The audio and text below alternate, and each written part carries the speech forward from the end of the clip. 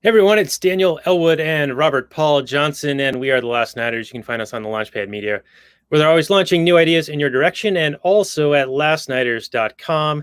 This is going to be episode 148 of the show, and we're going to be talking about the Purge as our election night or election week episode. So you can find the show notes more at lastnighters.com/148. We have some pre-show content already in place. And Robert goes on a pretty lengthy rant. He might even start a show out of it. He doesn't know that yet, but he might called Robert's Rants. And you can get that at our Patreon, lastnighters.com/Patreon. Throw a couple dollars our way, and we will give you access to all sorts of things that you probably didn't even know you wanted. So with that enticing introduction, I also want to introduce you to our guest tonight. He is a multi-time guest on the show. He was on most recently, I believe, for Snowpiercer, and before that was Spirited Away, the Miyazaki movie, right? And then you were on for the Robert the Bruce movie, right? Whatever that one was called. The Outlaw King, that's right. So yes, it's the based Swede, the AnarchoViking, Olof, joining us once again. Welcome back to the show, Olof. Great to be here again from the heart of Winter Park. All right, yeah, he's in a swing state, everyone. We were talking about that in the pre-show, so we'll get your take on the election as we discuss the Purge. And one of the reasons we chose the Purge is because I figured that no matter who ends up the victor, whether we know on election night or not, there's going to be a whole swath of people who are upset. Now, if it goes one direction, I think that the people who are going to be upset are going to be more violence in the streets type, like Purge style. And then the other side, I'm not sure exactly what might happen, but I think it's going to be an interesting couple of weeks. And recently, our man, Turning the Frogs Gay, Alex Jones, was on with Joe Rogan, episode 1555, talking about the 79 days of hell that he expected right after the election up until Inauguration Day, because he figured that no matter what the outcome, if it's not a clear Biden victory on election night, then they're going to contest it and fight it all the way through to January and have this go through the courts. And the Democratic Party, you know, they are a party of lawyers, and so they kind of have an advantage there. But anyway, I digress a little bit. But welcome back to the show. We will have all of the prior appearances that you were on with us on our show notes page. Do you have any projects or anything you want to mention before we get into the movie? No, I mean, that just whenever I was on the previous appearances, like that's it. You can link to those because those were also worthwhile discussions about important movies. Yes, I really enjoyed them. I remember my wife watches these live, and when you were on for Outlaw King, it was like almost 2 years ago now, I think. She was like, "Yeah, you guys really had a good rapport," you know. And I think I mentioned that in the post show, like, "Hey, man, you should do your own show or something." Yeah, right. No, that hasn't happened, but keep keep thinking about it. No, yeah, that's very nice of her to say. No, but it was a good movie. So I credit the movie to some things you can say a lot about, and some things there's not so much to say about. So right, yeah, well said. And I know that you've also been doing a lot of updates on Sweden, as you're originally from Sweden, and how it relates to the current pandemic and how it's being misconstrued in media and presented in media in a certain bent, shall we say. So you've done a lot of long posts about that. I've also seen you on A Neighbor's Choice, the David. Yeah. How do you say his name? Is it Gornosky? Gornosky. Yeah, I've been on there for about 2 or 3 times, I think. And it's he's doing his live radio show from Florida, so it's on WFM FLA Orlando. Can't remember exactly which frequency, but it's a neighbor's choice. If you Google that, you'll get to the website, and all the archived stuff is there, so you can find my appearances there too. Okay, I'll find those and put on the show notes page as well. And then I've also heard his show being advertised on the great Dave Smith's Part of the Problem. Yeah. So anyway, big influences all around. And thanks again for joining us. And as you know, how we usually start these things off is with the old Google description. So I will pull that up now, and away we go. So The Purge came out 2013 and has spawned several prequels and sequels and whatnot. I think there's one more coming out next year. Rated R horror/thriller, and it's an hour and 25 minutes in length. The IMDb is 5.7 out of 10. 40% Rotten Tomatoes, 41% Metacritic, and 85% of Google users liked it. It did make a fair amount of money, and that's why they keep making more of these things. And as we had discussed, Olaf, in the pre-show, that it's not necessarily a good movie per se, but it does have a lot of interesting discussion points, and that will be the basis for tonight.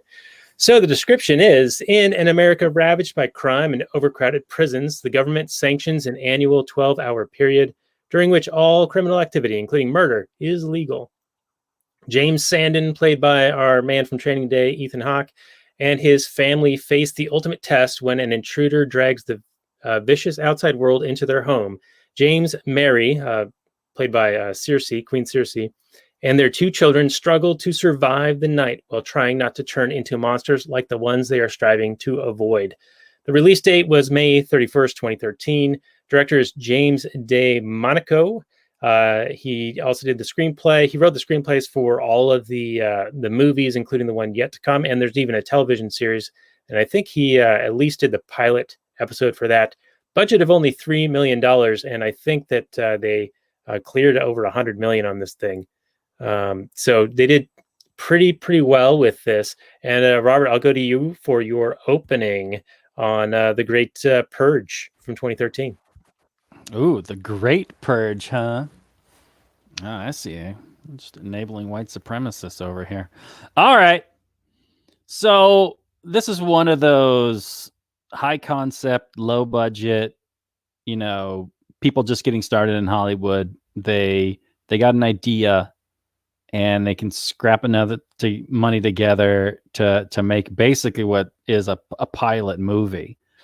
It's,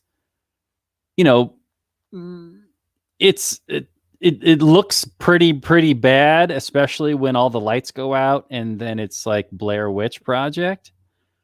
But the acting is competent. I mean, Cersei Lannister lady, she is great. I mean, she doesn't get a whole lot to do here. She's way better. You got way more meat on Game of Thrones. And then help me with the main guy again, Ethan Hawke, right? You are correct, sir. Yes, Ethan Hawke. Yeah, he was okay.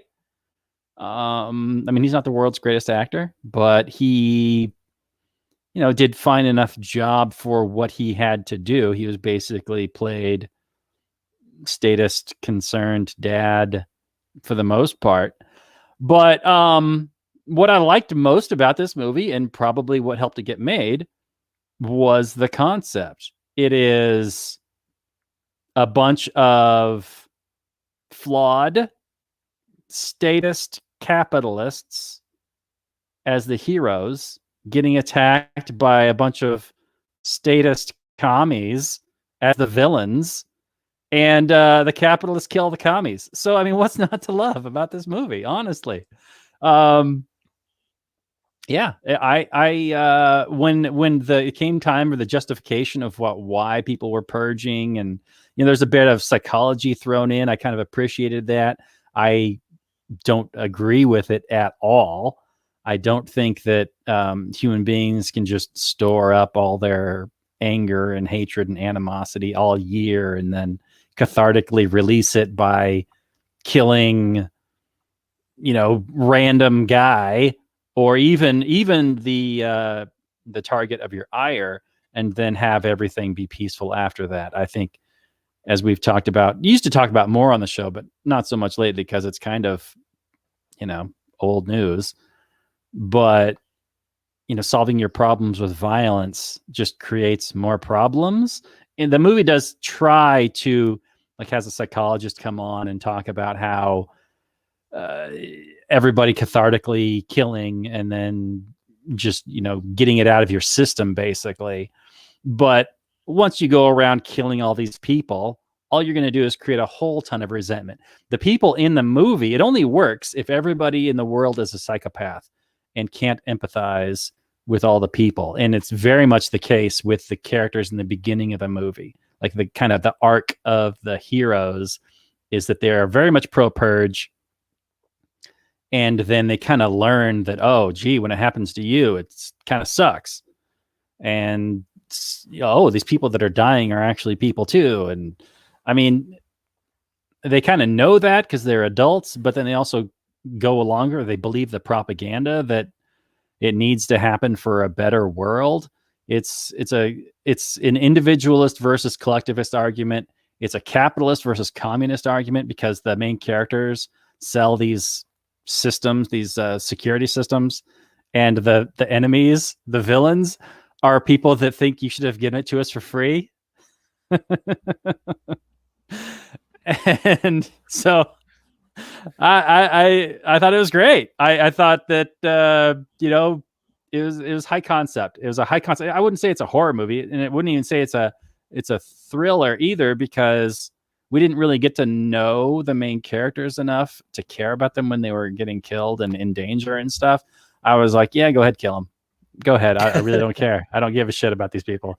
But I mean, I was with them in terms of the argument. I just didn't think the movie gave me enough emotional reason to like and care about them. But overall, I had a lot of fun. I had a lot of fun with this one. Okay. Yeah. It's funny. My wife, when we were watching, she's like, I know Robert's going to say they didn't develop the characters enough. I don't care if these people die. That's right. So she was absolutely right. She called it. Yeah. But just my initial take on what you're saying is I think that it's maybe a caricature of quote unquote capitalists that they're sort of presenting here, and the argument that they're overselling a shoddy product with marketing speak, and that they're upset that he's making all this money selling these shoddy systems that aren't all that effective. And I don't know if like the neighbors are necessarily like aware of the systems being just good enough, but they are upset that he's made enough money to be able to like build an addition onto their fancy house and whatnot. So there's a lot of like jealousy going on, like keeping up with the Joneses style. A lot of my neighbor's got it better than me, so therefore I hate him, that kind of a thing. But I mean, overall, I agree. I think the concept is pretty interesting, and it is a bit of a thought experiment. I do recall in my psychology college courses that we did talk about catharsis and how there's the idea that releasing something can be beneficial, but that overall, I believe that the studies at the time indicated that it wasn't like a long-lasting thing. And so my take on that would just be, well, people are either going to use that opportunity to be even more violent than they would have otherwise been over the course of, their average, lifetime normally, or they would, save up these aggressions or these grievances to then exact these revenges. And as they get further into the series, I just watched the second one the other night. It seemed to be now they're presenting in the second one that it's really just a population control measure to eliminate the poor classes so that the government doesn't have to support them anymore monetarily with programs and whatnot.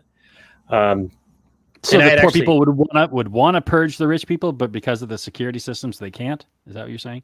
Yeah, there's a disparity. There's an inequality in that the rich can afford protection or weapons, so therefore they can be the aggressors, and the poor are defenseless. And in fact, in the second one, this old man who's got a terminal condition, he sells himself to these rich people who ritualistically purge him, and they agree to pay his heirs a certain amount of money for him doing that.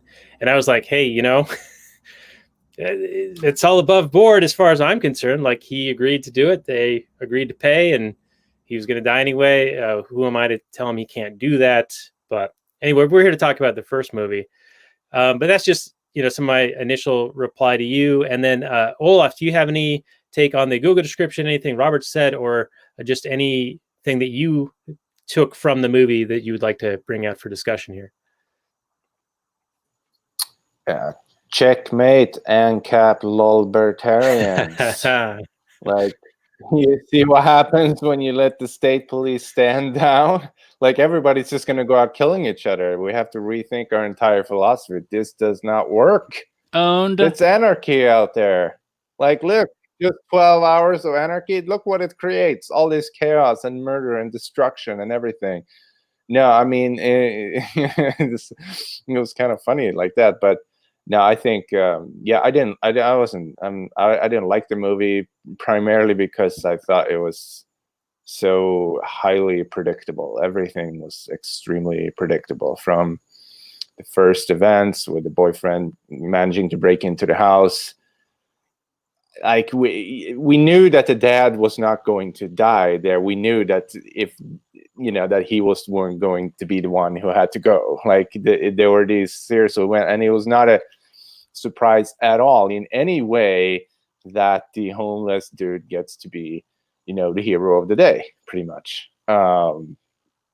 Everything was predictable in a very trivial way, which kind of made it almost boring, it became boring, I think, in that sense. Although there are a lot of topics to extrapolate from. I do think that there is, like I said this in the beginning, but before the show started, in the pre-content, that I think it has a pretty intense pagan spin to it, with the sacrificial habits and the sort of the intense desire to cleanse yourself in a way through sacrifice. I mean, that's very much in the pagan spirit, because if you look at what René Girard, who's an author and founder of something called the mimetic theory, and how there's always a scapegoat that has to be sacrificed in order to maintain peace of society. This has a lot of elements that you can draw parallels from his works, and seeing that this specific family, the protagonists, like they said themselves, the kid asked, "Well, why aren't you doing this?" And they said, "Well, we don't have the need to do this." Well, that's why, that's Girard's argument. When Jesus Christ dies on the cross, he is the ultimate sacrifice that will end all this pagan, savage behavior to bring peace to the world. And that's there are interesting things like that to strike from. But that was my impression. That has a big pagan spin to it, and also reminds me a little bit of like the Hunger Games, like why they're doing this. They're the same motivations and the same arguments, but because we have to carry on civilization. It's part of our history now. It's like this sick ritual that they keep repeating. It's a hive mentality, and like a scapegoat mentality that we have to sacrifice something in order for peace to be maintained. It's very pagan. Yeah, I like that take. Do you think that's intentional, or is that just coincidental based on what I think it's part of the sick habits that are going on in Hollywood. I mean, they seem to be on a pagan streak, like for the last few decades, and I think that reflects in the movies that come out of there, and in also some of the stuff that probably goes on in there as well. Right. So it doesn't surprise me that this would shine through in some of these films that you see. So yeah, no, I don't know if that's intentional or if it's a coincidence, but it very much reflects somehow the I don't know. There is something about the way they want to express human nature as this really evil and kind of alternative spiritual thing that plays in it all. It's a interesting, very twisted, sick stuff, but definitely worth worth talking about. Right. Yeah, I think you're right that they are basically assuming that the nature of man is evil, and that this is an opportunity for them. And they also liken it to being patriotic, and so they use it almost like it's with a bit of a religious fervor. Like they make it a patriotic duty and a right, a positive right, that you on this night can go and kill whoever you want, and it's like. It's almost like this is going to get us deplatformed, but like the right to choose, right? Like we have a right to do this thing that we want to do to like mitigate consequences for our actions, things like that. So and it also brings up the whole idea of like, well, just because something's legal doesn't mean that it's right. So there's like natural law and negative rights, right? Negative rights are the only rights that truly can exist because everyone can exercise them all equally and at the same time without infringing on another. Positive rights implies that you can do something to someone else against their will or force them to provide a good or a service to you against their will. So there's just a big difference. And I'll go to Robert, because I know you got a big rant in you about just because something is legal or lawful doesn't mean that it's actually morally correct or something that is justified in any way. Like they're just writing down things on paper and saying they're basically defying the reality of a situation because they wrote something on paper.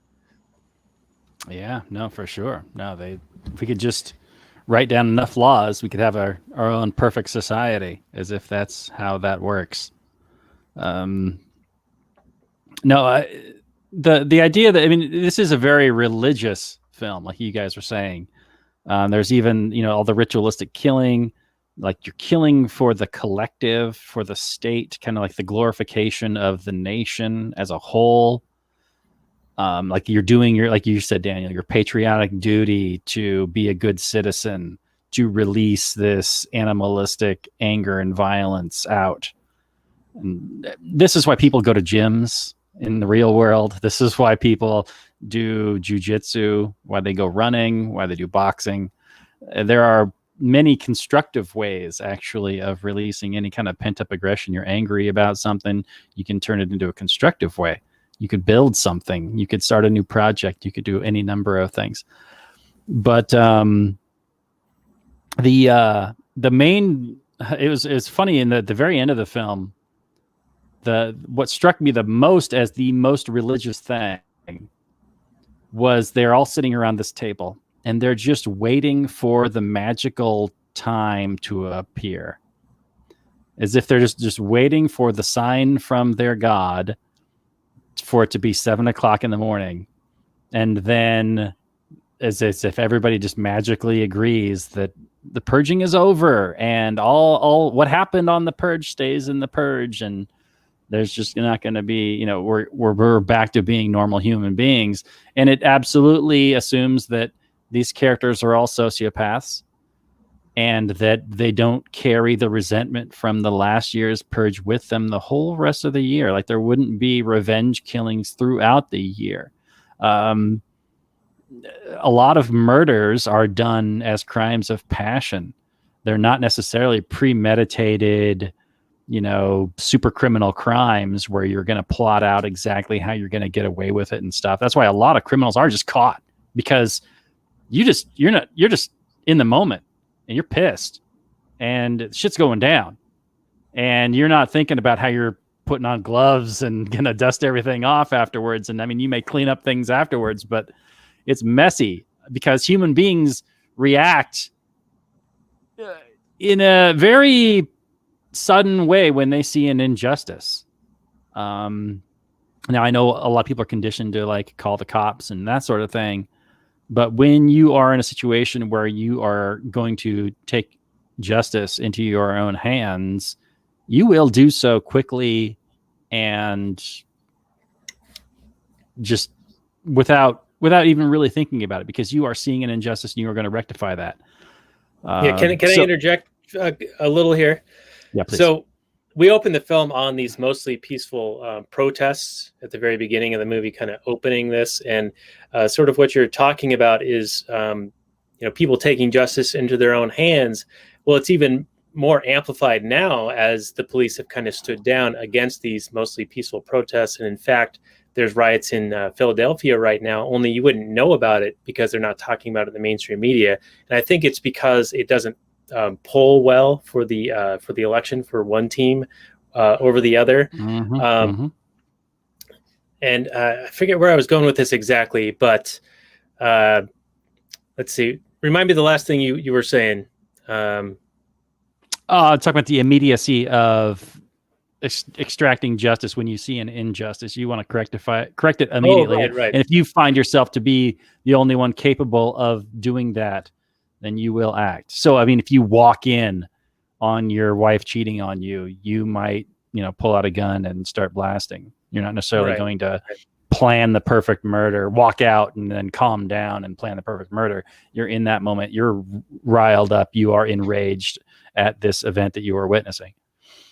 Right. Yeah. And if you were to premeditate, then make sure that you bring gloves that are too small so that then later you can claim that they don't fit. So therefore you couldn't have been you. See, I picked up something in the early 90s. You learned. Let loose the juice. But the other thing related to, you mentioned these crimes happening, and this is statistics well before current year. It's current year, come on, man, it's current year. But I think something along the lines of almost half of all violent crime doesn't even get reported to the police. I've got the statistics somewhere, and it's probably from 2015, 2016, something like that. So you can only imagine how much different it is now when the police have essentially been told to stand down in a lot of these cities. So it's not even worth reporting these things, even more so than in years past. So you could probably see a lot of this stuff sort of happening with more people being self-reliant on their own defense.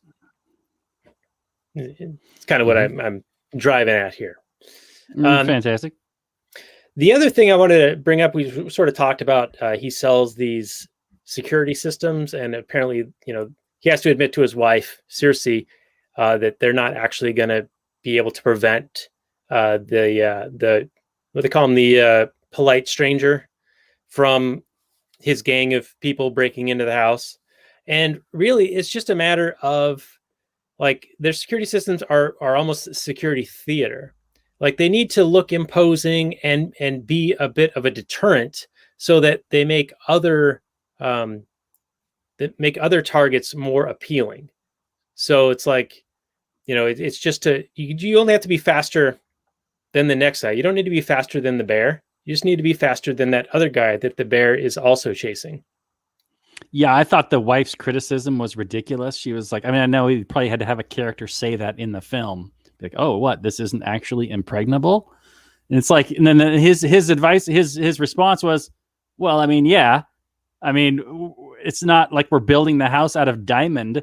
It's, they could get cars, they could get chains, they could pull on it, they could go through the cracks. I mean, you're multiplying the security, but you're not making it impregnable to a massively determined attacker. This is why it's important to also be armed, which they were. This is why, it's important to have friends in the neighborhood, which supposedly they were, but clearly that all goes away on Purge night or whatever. I did appreciate, now, this is what I kind of want to get into a little bit with you guys. Because a big plot point in the film, of course, is the movie starts off with a kid kind of doing something stupid. He's like actually still has empathy, and he sees this guy being attacked. Fool. And he's like, yo, come on in. And so the dude comes in, without consulting anybody else, he just acts, right? He sees an injustice and he acts. He sees that he's able to help somebody, and he hasn't been propagandized out of doing that action yet. So he does that, even though it's probably stupid, but the plot has to happen. So then these like American Psycho kids all come up and they're like, yo, dude, we totally see these flowers that knows that that means you're signaling to us that you're totally down with what we're doing.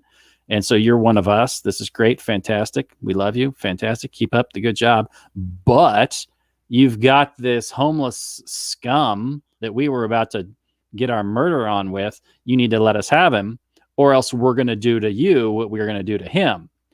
And the main character, I know he has to have an arc. So I'm on board with him having an arc. He's not a perfect protagonist. At first, he's like, okay, I'm going to protect my family and I'm going to get this guy out of here and give him away. And then, like, his wife is like, look at us, look at what we're doing to him. And then he's like, oh, yeah, totally. I still totally get what we're doing to him. And like, okay, he sees the light now. And he goes, okay, now we're going to fight. And of course, if you're going to fight, and I would have fought instantly. I don't know about you guys, but I would have been like, yeah, screw you. I'm now I got one extra guy in here to help me fight you guys. So that's just how I roll. You're coming up to me with this energy saying that I got to be a bitch and bow down to you, or else you're going to attack me. I don't think so, buddy. I got guns too. Let's see what happens. And I'm on the defensive side. I know my space, and it's going to be dark, and we're going to be setting traps. So good luck. That's what I would be saying. You're the Alamo. It's like a 10-to-1 ratio and a defensive to offensive, casualty rate. And I know it's not a perfect setup for defense, but he does have second story windows. He could have had rifles out the second story windows. Why he didn't do that, I don't know. The movie has to happen, I suppose. He could also had a rifle out the mail slot. Whatever. You could break out a window, start gunning some fools down. All these ideas that I would have done from a defensive, minded strategist position. But yeah, what did you guys think of the, hey, this guy's got to go? Were you super upset with the main character? Would you have just gone instantly with me and been like, no, fuck you. We're throwing down. Or would you have been like, yo, I got a duty to protect my family here, and I'm calculating the odds, and I think that the odds are better to save my children if I give this guy away. Now, ultimately, he goes, nah, screw it. This is our home. This is where our children live. We're going down in a blaze of glory if we're going down. But what did you guys think of that process? Were you more sympathetic to the, hey, let's go ahead and take care of the homeless guy? Olaf, what do you think first, buddy? It's a moral dilemma, and I was looking at this movie, a lot of things in it, and I was looking at it because I come from a Christian perspective on this, and the thing that strikes me, among you don't get introduced to a lot of characters. So that's the first thing. But the thing that you get introduced to is that this family and these people living in this house has some kind of moral conscience. They still have empathy for people, and that differentiates them. And they don't have the need to go out and do the sacrificial kind of ritual like everybody else. And then they're sort of come to their senses, right? They're like, well, what are we doing? This is not us. We're not the pagans here. We are better than this. That's the thing. I like that twist to it. I like that they did not throw that guy out to the savages out there to just ritually slaughter him in some sick, twisted way, which they said have acknowledged themselves that we don't need to be part of this, but we kind of have this still this collective. They're not completely detached from it because they are supportive of the whole thing going on. Just like many people who are Christians in the United States today are still like completely attached to, but we're still supportive of some, all of these things that the government is doing here and there, when it comes to, like supporting Israel or messing up the Middle East. Hey, what we got to do, what we got to do, kind of thing. But you can see that there is a conflict going on, a mental like struggle for them to, and they when they sort of come to these realizations and changes their way of looking at the situation, and turns to say, okay, yeah, no, we're not doing this, and we're gonna go and fight the Satanists outside, as opposed to throwing this innocent guy out to them. So I actually like that. I thought that was interesting. Yeah, I think that he wasn't really in a position to be the moral actor, as far as he was threatened and his whole family was threatened. And this was an accepted practice, not saying that it's a right practice, but all of the participants bought into the propaganda, at least leading into this confrontation. And so it's almost like there was a gun to his head, and the way out was, we'll give up this guy and the family will be spared. And so I sort of was like kind of okay with that level of it, because he wasn't doing it of his own free will, right? It was like, do this or we'll kill you. Right. Gun to your head, gun to your balls. It's a bad situation either way. You're not the moral actor. So I'm not necessarily going to judge him if he does give up the guy. Right. But the thing that didn't work for me in this was when he did decide, okay, you know what, we're going to stay and fight. Then he didn't have the conversation with the guy like, hey, I was wrong. We are not going to give you up. But here's the thing we're going to do. We're going to fight. So we're going to release you, and let's get a defensive position set up. Let's come up with a quick strategy, like strategy session, real, 10-second one. You go here, you go here, you go here, triangle of fire, defensive positions, at all egress points, whatever. But no, he leaves him tied up. And then Cersei just goes wandering around in the dark with a gun. Ethan Hawke goes wandering around in the dark with a gun. And yeah, I get it. You want to have like some tension and like what's behind him, and they don't see the guy and whatever. And it's movie making, but you got to assume that your audience isn't totally stupid, right? Like, okay, yeah, she can't see the masked person behind him. That's been done before a million times. 80s slasher movies. You don't need that here. What you need here is smart, like, hey, we've made this decision now. Now let's implement something, and let's get the audience watching this like down with, okay, we're gonna fucking fight back. Yeah, he doesn't. Yeah, go ahead. Oh well, I just to push on this point that you're making.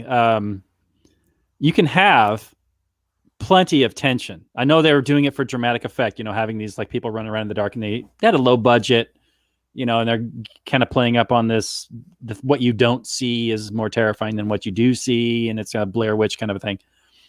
But you can have, and I know maybe it's not the movie they wanted to make. They wanted to make kind of a slasher or a thriller, gory movie. But to your idea that, they implement a strategy and it would main characters for being dumb. So yeah, they would have gotten in defensive positions, and then you could still be overwhelmed and outnumbered, and there's still a lot of dramatic tension that way. I mean, I think there's all kinds of Last Stand kind of movies that have been successful. I mean, Lord of the Rings, Two Towers with the Battle of Helm's Deep. You've got like The Alamo. I'm sure there's all kinds of things I can't think of right now, but all kinds of movies where you're vastly outnumbered. You're ragtag. Yeah. There you go. Some Samurai, Bug's Life, The Last Samurai. Tons of movies are, small band of desperate defenders against overwhelming odds. So you could have, I know it's been done obviously, but this is a different take on that kind of a story, and you could have done it your own way. It would be kind of a Waco situation where you've got people invading a home and you are defending it. and that would have been maybe a different movie than they wanted to make, but I think it would have been better for audience engagement and tension wise to portray the characters as a desperate team doing the best they can to fight off against overwhelming odds. Right. Like they sent the son with a gun to the laundry room, and then, he's there with a flashlight giving away his position. Like, yes, that was just, let's all spread out and split up, because that makes sense. Anyway, Olaf, I know you were about to jump in, and we probably kept going, and you probably lost your train of thought. But no, I was gonna say that he didn't have control over anybody, right? So everybody, it was like each for their own kind of thing. Like each person went off of their own, and then when one of them found himself in trouble, somebody else just magically appeared and last second just killed the guy who was about to kill them.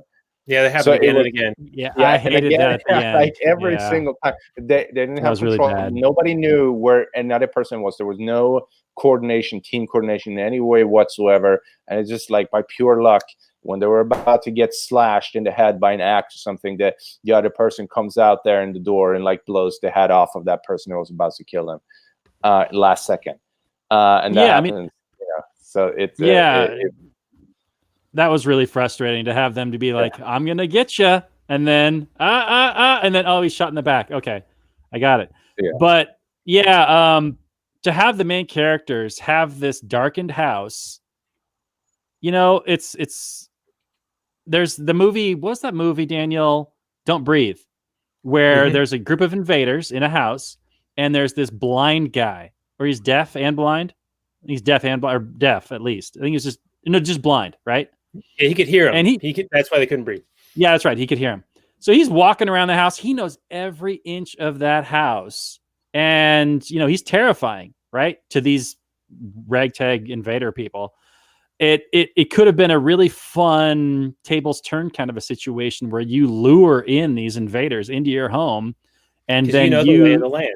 You know the lay of the land. You turned off all the lights on purpose, and you set up ambushes for these assholes. And, instead of them coming in and it being I know they wanted to make a horror movie, but like I said, the horror didn't work in this movie. It didn't. It just, the tension didn't work. So I think you would have been better off. I hate it when a reviewer rewrites the movie. Well, I don't necessarily hate it, but review the movie for what it is. I still enjoyed it, but I think it would have been more fun. I think there's some things you could have done to make this an amazing movie. And it's just this simple stuff that we're talking about, like leave some tension in there, have them come up with a plan, do an Alamo situation, do a lay of the land, set traps kind of thing, Revolutionary War style, Patriot style. They knew what the British didn't know. And so they were able to outflank them and pick them off, sort of guerrilla war style. Right, and they're a more determined enemy because they're defending their homeland, right? But yeah. Right, yeah, there's a whole bunch of angles you can go on that. But let's see. Oh yeah, so I did have this question. Or you could stand there and go, look, a homeless guy is running back around there. I think I see one. We're going to run by. Go get him. Yeah. Anyway. Now, speaking of the homeless guy that they take in, when I first read about the sequel to this, I noticed that there was the same character or same actor in it, but I didn't know the actor's name or who he was. So I thought it was the creepy head of the gang, the well-polished... the American Psycho Kid, yeah. American Psycho Kid. And I think they totally wasted him. Like he had a certain look and a certain like persona that I think could have been really, really well played on. Like, I think that he was creepy initially, but then they just like kill him off very, very weakly. Like he's about to like kill them, but he has to, monologue for a second. So, of course he gets killed by the neighbors. But anyway, I had thought that the sequel was going to be the events leading up to this homeless guy arriving at their house. And I thought that would be fucking awesome. Let's see that gang with that American Psycho kid, the whole movie is how they got into chasing that guy and injuring him and how he escaped to this neighborhood. And that leads directly into this movie. But no, the sequel is almost totally detached from this one. It's a year later, and that same actor is actually the guy who was the homeless guy, and now he's part of the resistance or whatever. So missed opportunity. Missed opportunity for sure. That main American Psycho kid is probably the most dynamic character in the movie. He is menacing. He's almost cartoonishly menacing, but I thought he did a really good job, and he could have been like the face of the Purge. I mean, based on how they want to run this series, I guess. I don't know. They had different ideas, but yeah, and I'm surprised they didn't have him do the villain. Is he dead? Come back and get you. I mean, that's every one of these horror movies. It's totally. Or it's his twin brother that wants revenge, and now the next movie, it's the same actor, but Yeah. We got to make our own movies, buddy. Of course, if we made a movie, it would be hot garbage. We'd miss all like this stuff. But, and where are we going to even get $3 million anyway? So, right. Well, I thought you guys had that with this show already. You must have $3 million. Come on. Well, our Patreon support, lastnight.com/Patreon, everyone. And thank you so much for the support we are getting now, by the way. We do have a nice stable of patrons, and we do appreciate that you guys appreciate enough of what we do to do something to, make it known. We've also been getting emails, suggestions, reviews. And actually, one of the suggestions was that we read reviews, or we solicit Bill Burr style, like give us a review and just fucking trash us, like be rude to us, like give it 5 stars and then say something like crude and funny about us, and we'll read it on air. I don't know if Robert, the Bill Burr Monday Morning Podcast. He reads like letters from people, and they call him like a fucking cunt and a douchebag and whatnot. But they're like actually, big fans of his. But yeah. It's like a jocular, like ribbing style. So I think we could, maybe do something like that. Yeah. No, a lot of podcasts do like a hate mail segment, and they're almost always the funniest segment in the show. So yeah, that'd be a lot of fun. Babylon Bee. Have you listened to their podcast? They do. They recently started doing a hate mail segment. Yeah. Some of the funniest stuff ever. Yeah, absolutely. All right, so leave us a rating and review on iTunes or wherever else you can do such a thing, and make sure it's 5 stars. I mean, if we deserve it. But then, say something funny, mean-spirited funny, and we'll read it on air. We've got, I don't know, like 20 some odd reviews on there now. And the more reviews there are, the more other people will get suggested the show. And, if you do some good, hilarious stuff, it might inspire others to do more.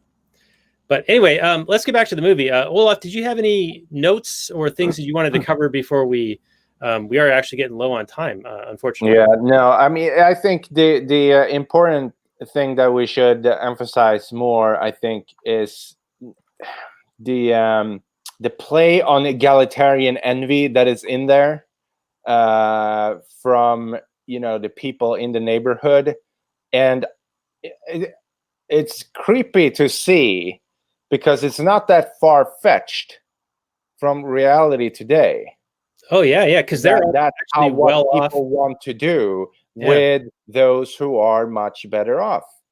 There are some people out there who wouldn't hesitate to round them up and put them up against the wall, or do other things. So it's not that far-fetched at all, and it's kind of frightening how well it corresponds to this sentiment that exists in society because people have been taught, many people from very young age, like the class analysis, not the one perhaps that we subscribe to, between the predatory state and its prey, but instead it's the capitalist class versus the working class, and that is something that could turn very, very ugly, which it does in this movie. It's a prime example of that.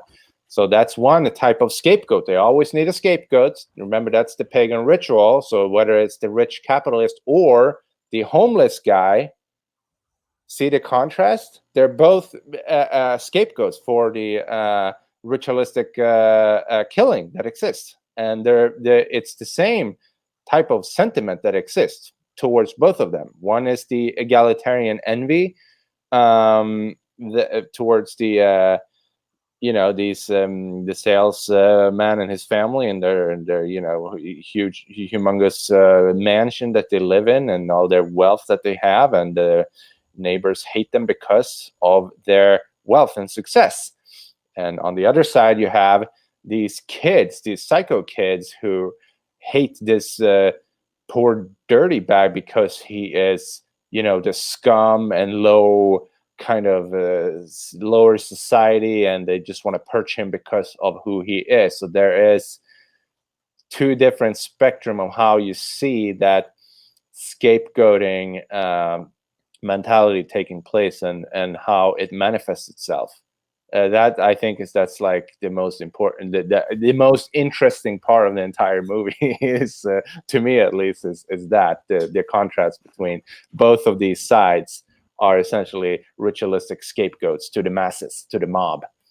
Right. And they're people that do not want to take responsibility for their own actions. So they transfer all their self-loathing and hatred on some scapegoat and then kill that person and then feel all kinds of better about themselves. But yeah, the idea that Ethan Hawke, was forcing them to buy this home security system.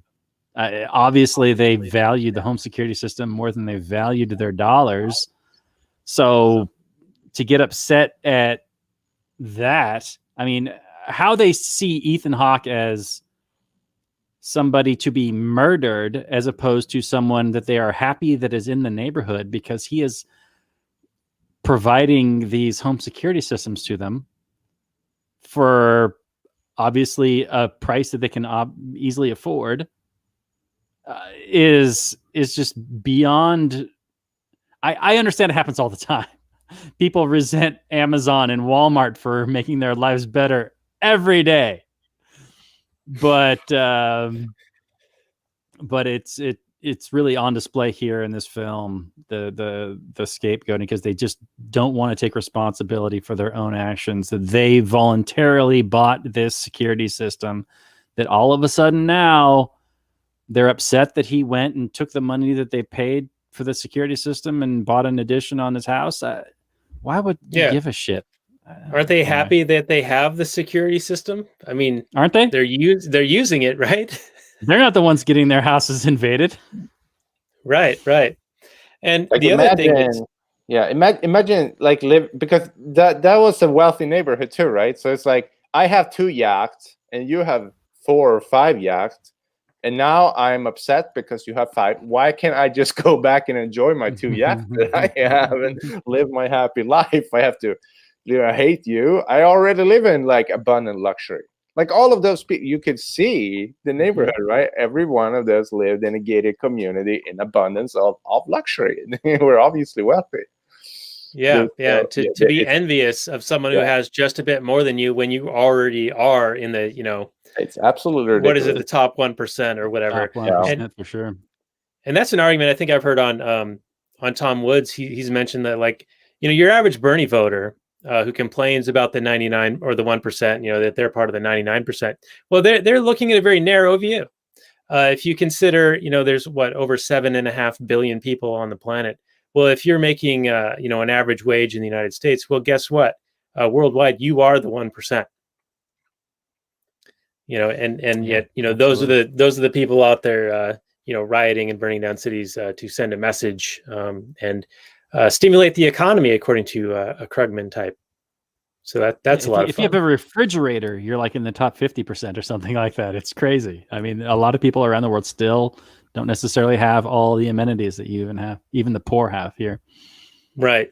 Now, Robert, I want to mention one other missed opportunity in the writing of this movie, and I thought it was foreshadowing, was when that envious neighbor gave her the plate of cookies. I was like, oh, that's got to play a role later. Like maybe at the end they eat the cookies or poison or whatever. Like that was her method of killing her, purging her. But no, nothing.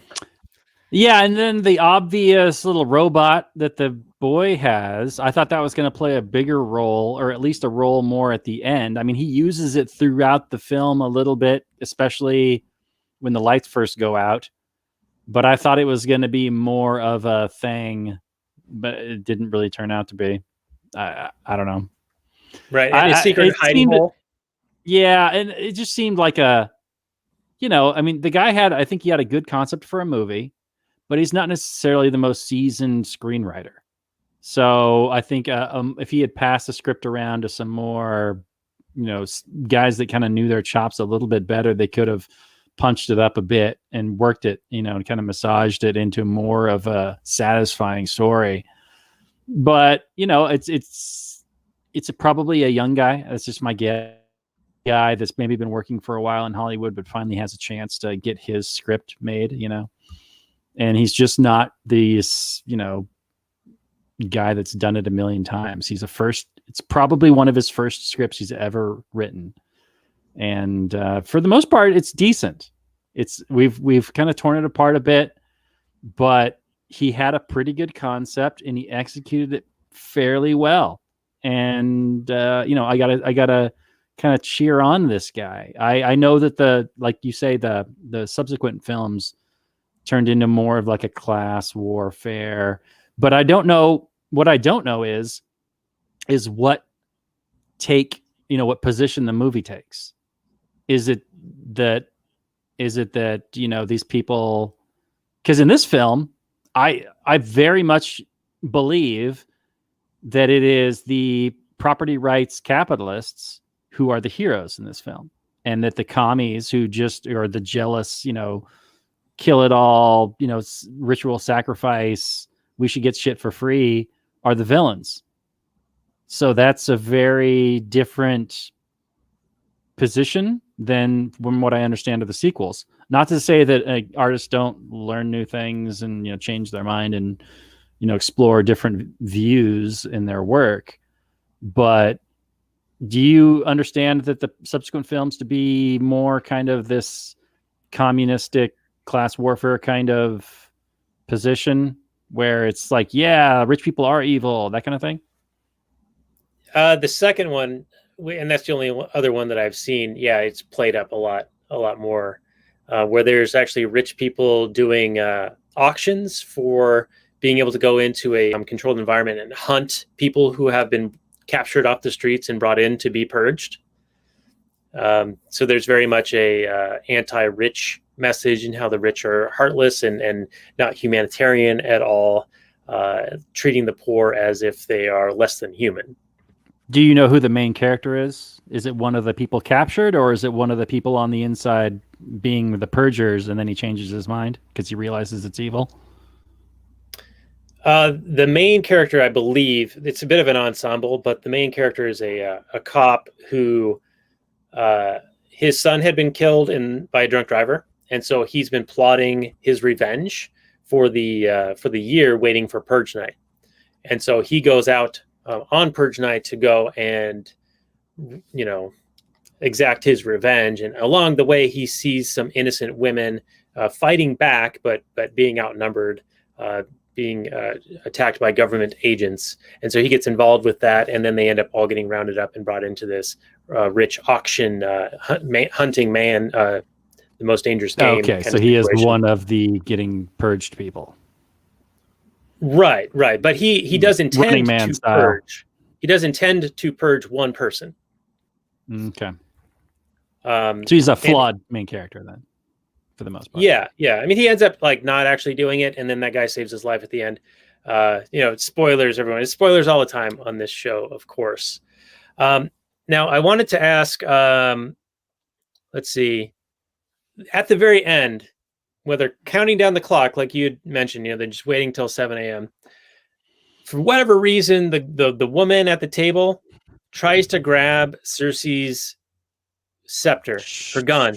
Yeah. Meanwhile, the homeless guy who's now on her side and helping her, saved all of them, is right there holding a gun. I was very surprised that they didn't have that result in that woman trying to grab the gun, similar to an event that might have happened somewhere in north of Chicago, in Wisconsin. Somebody's grabbing a gun, right? And then they end up getting shot as a result. I was kind of surprised that we didn't see that happen, because I know if I were there, holding people at bay for, all right, at 7 a.m., we're no longer, purging each other. So until then, everyone stay cool, be like little Fonzies. If somebody makes that move and tries to grab a gun, I'm sorry, you're getting shot. That is a furtive, aggressive motion that you're doing, threatening the lives of these people who are trying to preserve life. So I think that lady would have been shot if this movie had been more, accurate to how real people would have reacted to that. And justifiably shot, is what you're saying. Oh, absolutely. Yeah. She intended to grab that gun to kill Cersei. Sure. Now, it She had already been spared once, too. They spared her life once already. It's like you should, and because he says, what do you want to do, Do you want me to shoot these people? And they're like, oh, yeah, please just do it quickly, shoot us, And she's like, no, we're not doing this anymore. So already there, she made clear, I don't want to kill anybody here. And so she spared her life already once, and now she's attempting again to kill her. Yeah, I was actually kind of should have just blown her head off right there. Yeah, I think they just wanted to have that, smash the face down on the table scene for whatever reason. But you could actually look at it on a more like deeper psychological level. Like, that woman said, okay, shoot us, just make it quick. So in her mind, she's already like come to terms with dying. And so now she's like, okay, she's sort of accepted. So now she's got nothing left to lose. She's willing to take that final grasp at the end to, exact this ridiculous revenge of envy for her neighbor for whatever reason. Yeah, for me, that last scene was just a big kind of cliche that happens in so many movies, where the hero, they get to keep and show their true character, their heroic character, by not killing the villain, but then the villain kind of forces the hero to kill them by grabbing the gun. I think we just did the movie called The Postman, where that happens at the end.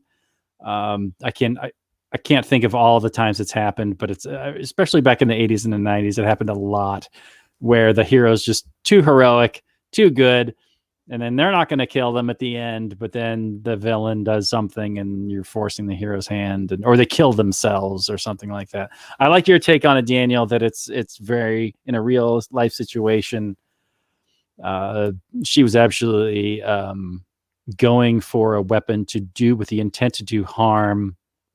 Or even if she wasn't, you don't know what her intentions necessarily were. All you can do is assume that her intentions were to do harm, and all you can do is react with the desire to protect yourself and others. So yeah, absolutely, you blow her away. But it is kind of a cliche where the villain grabs the gun at the end, and I'm kind of glad that they didn't have her get shot, because it's happened so many times. Yeah. Okay. All right. Well, let's get into final summary and review, and let's score it. I think in the pre-show we were talking about the Electoral College and how many Olafs each state is worth. Florida's worth 29 Olafs. Washington State's worth 12 Olafs. So perhaps we give this a score out of 10 Olafs in honor of the base Swede, the AnarchoViking. Sure, sounds good. I'll go first. So I like how this is it shows the religiousness of the state, and these characters are very much on board with the how good government has made the world by instituting this one night where the law doesn't apply, and somehow morality doesn't apply either. Somehow everybody's a psychopath, and it would not work in real life. There are 1,000,001 reasons why it would not work. The number one being that we are social animals that live in a society together, and we tend to get upset when our friends and loved ones get murdered. So the idea that we would just go, well, he got murdered on the Purge, so I'm not upset about it. Or you would wait 364 days before you get your revenge on. It's just all silly and ridiculous. But it is a fun scenario to kind of have the thought experiment about what could happen if people were like this. Just don't take any lessons that people are like this, please.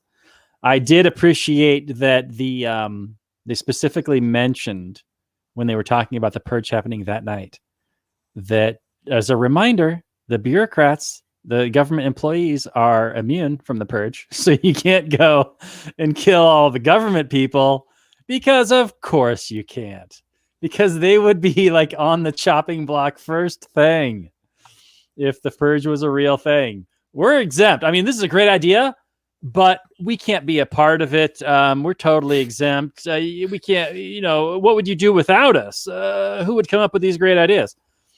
So, I thought that was fun. But for $3 million and for like a first-time filmmaker, it made a ton of cash, like proportionally for the investment. So that's fantastic, and it spawned a bunch of sequels. I don't know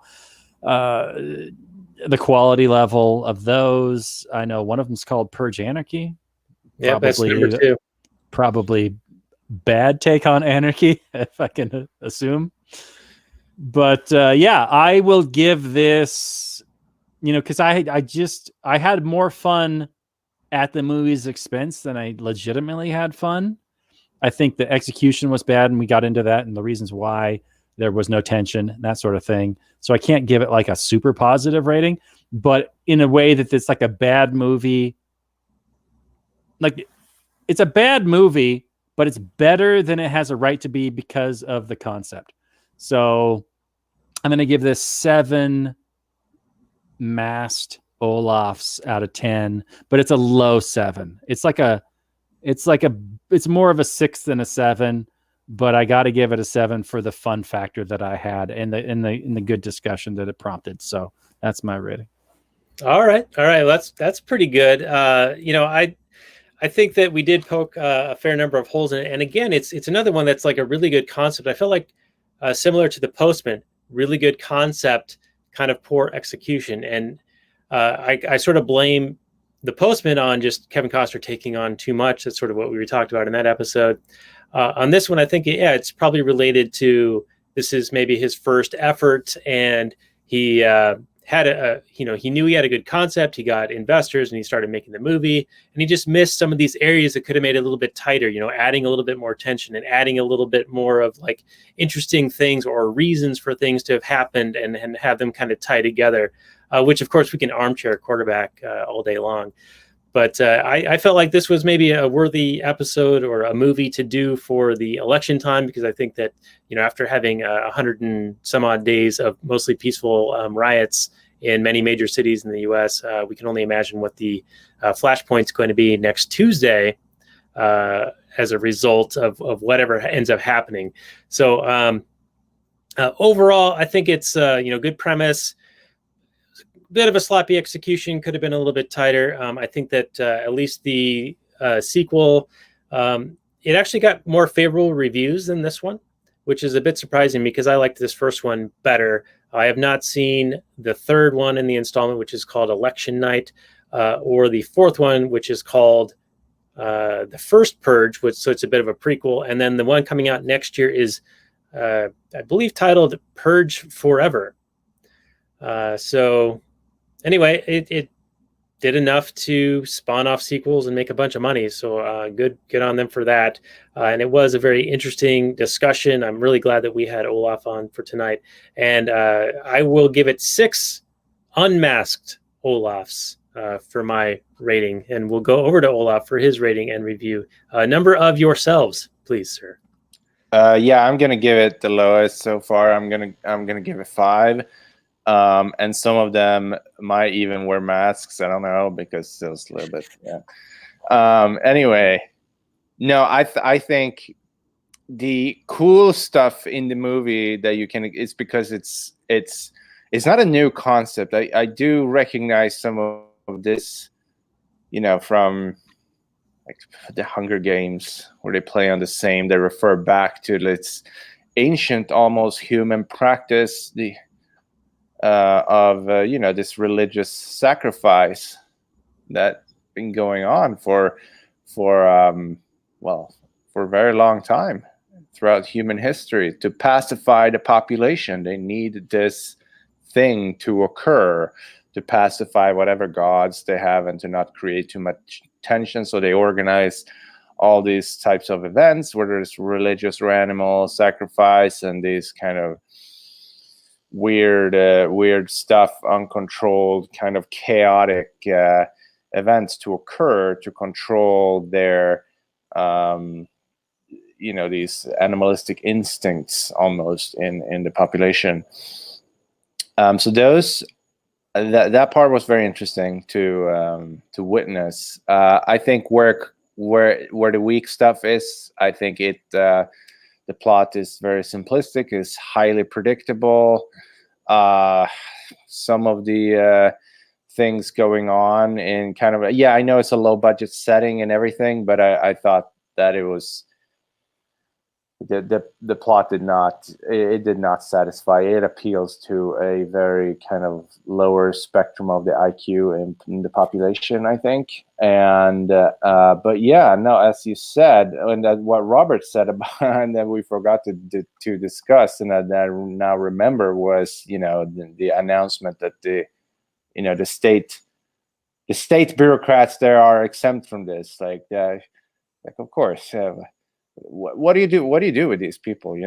That's this is like, those would have been the ones that have been tarred and feathered before everybody else. And with regards to what's going on right now on the streets in many of the cities, we have to remember what Rothbard wrote about a strategy for the right, and what Hans Hermann Hoppe then extrapolate from, and provides further explanation for what the strategy ought to be for the right to remove these elements from society physically. So yeah, no, there are definitely material in there that you can reference to and look at what's going on today also. So it was an interesting movie to talk about in this day, like in this moment, in the moment that we are living in. But I don't think it was a good movie. Like also, an interesting fact about it was, I had never heard the word lockdown before the pandemic, and it just came back in this movie. And this was like years ago. It's like a lockdown. Oh, well, that's interesting. I'd never even heard that term before. So kind of like almost a little bit of PTSD. Yeah. No, I give it a 5. I can't. I don't think I did not. I thought it was. It almost was a parody of itself. It was supposed to be like a horror movie. Like I found that I was laughing more than like kind of, and being. Scared in a controlled environment by it. That's how I want it to be. And with a horror movie, I would like the really, The Shining or The Exorcist, and those movies when you kind of like can really feel kind of this fear in a controlled environment. This became more almost like a comedy thing, to a certain extent. Yeah, I'd agree with a lot of what you're saying, and we'll of course have some of that Rothbard and Hoppe stuff on the show notes page at what is this, lastnighters.com/148. And then just so you guys are aware, and I haven't seen it, but apparently Purge election year, the third one in the series, they remove the bureaucrats of level 10 or higher are no longer exempt. And it's because there's somebody running for president who is, I think his platform is on turning off the purge or preventing the purge, something like that. So those with interest in maintaining the purge make this change so that he might be assassinated and not threaten the system. So, another decent concept, but probably not a good movie. Again, I haven't seen it, but it is kind of an interesting little alteration in the purge announcement and rules that they have to protect themselves, basically. Indeed. Well, I hope. I mean, I don't know. It doesn't sound like the concepts got a whole lot more radically, sophisticated. I mean, he's playing with some similar elements here, but I would hope that in the sequels they improve the action and the drama, especially the action. The action was like kind of hard to follow what's happening. When there's a flashlight, you can kind of see what's happening, but if I don't understand, I know some of the stakes. Like if I cared about the characters, okay, but you also need to know the threat and understand the precarious position that the character's in order to have tension. And if it's just all a bunch of flashlights moving around and body parts and stuff, you're just like, what's happening? Am I supposed to feel something right now? I don't know. So hopefully that's improved. But it seems like these people like to make these kind of horror slasher type movies, and I don't know, high concept horror slasher. Yeah, there's something for everybody, I guess. I guess the final thing I'd add on this is in the first one and the second one, they present the purgers or the villains of the film as almost in a creepy, like almost metaphysical way. Like they're like ethereal in a way, at least initially. This was the same in the first movie and in the second one, where there's all these like jump cuts to the security footage, and they're like on the swing, and then the swing's moved, and then they're off the swing, or there's like people in the yard, and then they're not in the yard, that kind of a thing. They do a similar thing in the second one, where there's this like group with a van and motorcycles chasing these people, and they just happen to like show up all over the place, just around every corner. Like it's almost in a like a creepy, like, how are they doing this kind of a way.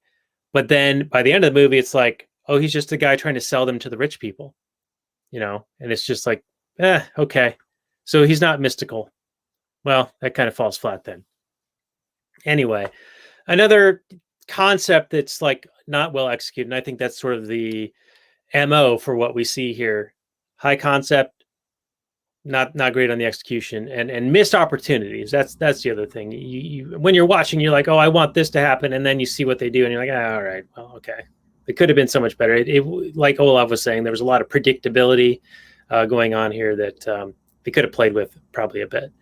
And here I am criticizing people who make shit. I don't make shit.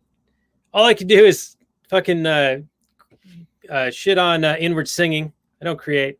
Anyway. Well, anyway, Olaf, it's been a great time having you on again. I hope you can stick around for just a little bit longer. I know it's late for you, but we do the Kathleen Turner Overdrive, which is bonus content for the Patreon people. So lastnighters.com/Patreon, everyone. And do throw a review our way and just, lambast us, whatever you want. We'll read it on air in a future upcoming episode. Put a name on there that you're willing to have us say, and we'll roast you back. We'll take your criticism and we'll reply in real time. It'll be great. So do that over on our iTunes or wherever else that kind of thing goes. And next week we're going to be, it's hard to believe because we're recording this near the end of October, but it's going to be after Halloween. It's going to be after the election. It's going to be right before what's now called Veterans Day, but I like to think of as Armistice Day. So we're going to be doing another war movie with a foreign policy expert, Kyle Anzalone of the Libertarian Institute. He was on with us a couple of years ago for the Brad Pitt movie War Machine. And this next episode is going to be a listener-suggested movie called Beast of War, I think. The Beast of War. It's about the Russians fighting the Afghanis, the Mujahideen, who are the good guys. And it's this tank that is attacking them, and it's like the story of these Russian guys. And apparently it's one of Quentin Tarantino's writing partners, like, favorite movies. It's very unknown.